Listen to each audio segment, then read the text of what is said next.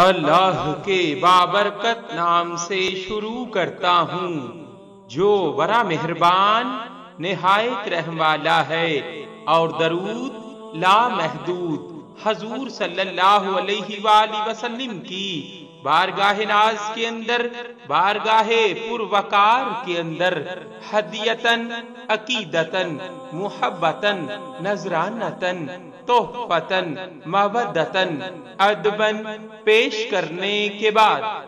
مولانا سید محمد قاسم شاہ صاحب کا بیان ہے کہ جب حاجی عبد الغنی مرحوم کا جنازہ مسجد گلزار مدینہ میں لا کر رکھا اور طالب علموں نے قصیدہ بردہ شریف پڑھنا شروع کیا تو ساری مسجد جگمگا اٹھی،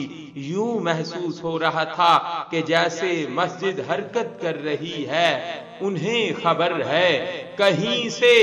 پڑھو درود ان پر، تمام دہر کا نقشہ حضور جانتے ہیں، تمام دہر کا نقشہ حضور جانتے ہیں، صلی اللہ علیہ وآلہ وسلم۔ صلی اللہ